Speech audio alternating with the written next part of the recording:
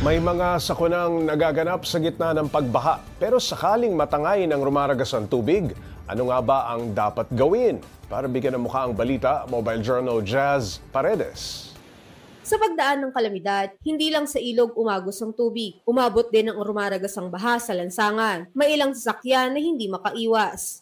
Ang sasakyang ito, tinangay ng baha at napadpad sa creek sa Caloocan. 2 sakay nito ang nasawi. Ayon sa Philippine Coast Guard Station Rizal, pinakamainam na umiwas sa mga malalakas na ragasan ng tubig. Kung ano rin man, pinakaimportante daw na huwag magpanik. Maging alerto sa pagtaas ng baha dahil maaaring hindi na tayo makalabas ng kotse. Buksan ang bintana kung hindi maiwasan ang bigla ang pagtaas ng baha para tayo makalabas. Maaari raw nitong mabawasan ang pressure mula sa tubig at mas may tsansang mabuksan ang pintuan. Kung makalabas naman at nasa gitna pa rin ng pagbaha, ang payo nila sa publiko, panatilihin ang presence of mind upang makagalaw at makakilos at makapag-isip ng tama kung sakaling tangay ng baha. Kung sakaling may poste o puno, humawak sa mga matitibay na bagay upang maiwasang madala ng agos. Maaari din daw humawak sa makikitang flotation device gaya ng mga plastic bottles o styrofoam. Kung wala man, pwede rin ito.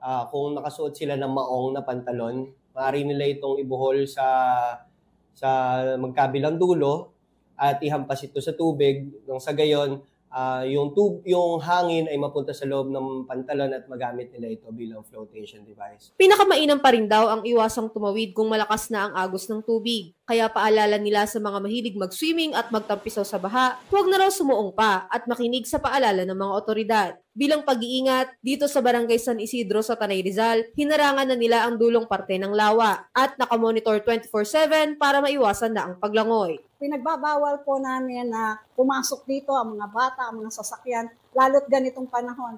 Bawal pong maglangoy, maligo sa dagat. At isa pa, bawal pong lumabas ng mga mangingisda. Dahil sa taas po ng tubig, ay delikado po ngayon. Ipinagbabawal ito hanggang masama ang panahon at mataas pa ang level ng tubig. Stay safe mga kapatid, sanay man tayong sumuong sa hirap ng buhay, pinakamahalaga pa rin ang ating kaligtasan. Mobile Journal, Jazz Paredes po, hatid ang mukha ng balita. Pag-usapan pa natin ang mga dapat gawin kapag inanod ng baha kasama si Mobile Journal Jazz Paredes. Jazz, una muna, kamusta na ang sitwasyon dyan sa lokasyon mo? Nasaan ka ba ngayon?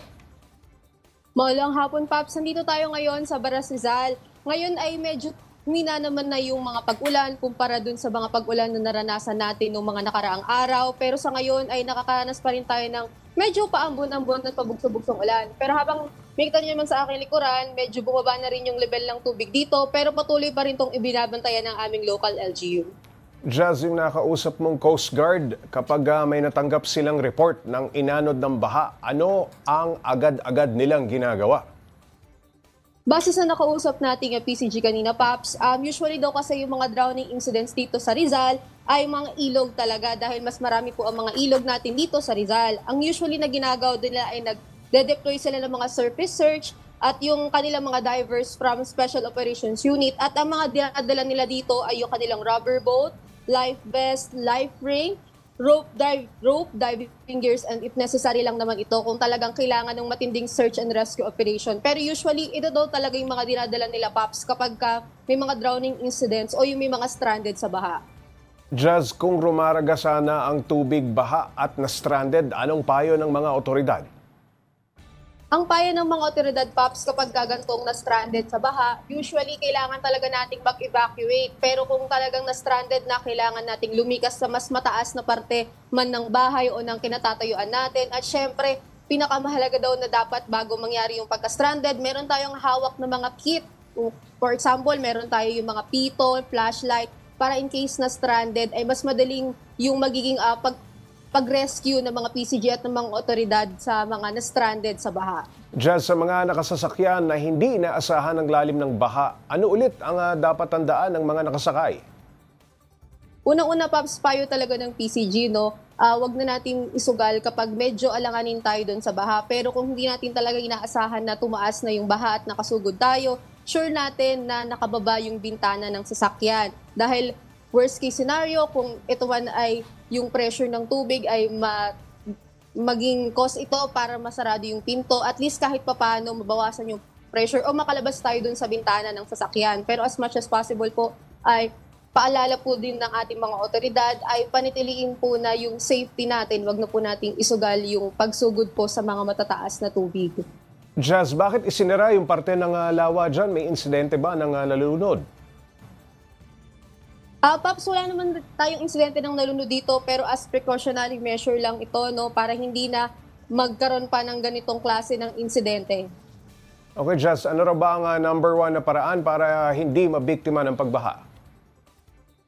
Sa totoo niyan, Paps, hindi natin eksaktong nakuha kung paano ba iwasan yung pagbaha. Pero ang nakuha natin ay kung paano natin may iwasan yung mga mas stranded sa pagbaha. Pero ang advice talaga is kapag nakita nating mataas na yung tubig o kahit yung level lang ng ating mga ilog at mga dagat, ay i-prepare na natin yung ating mga kit, mga life kit, yung ating syempre yung mga flashlight, emergency kits, at syempre yung mga hotlines, kailangan na nating i-prepare yan. At kung lulusong man tayo sa baha, dapat meron din tayong nakareading flotation devices. At syempre, stay safe lang din kapag susuong tayo sa baha, advice nila ay to check if merong mga matatalim na bagay o merong mga nakasabik na kable ng kuryente para kung masusuong man tayo sa baha, ay safe tayo at hindi tayo malalagay sa peligro.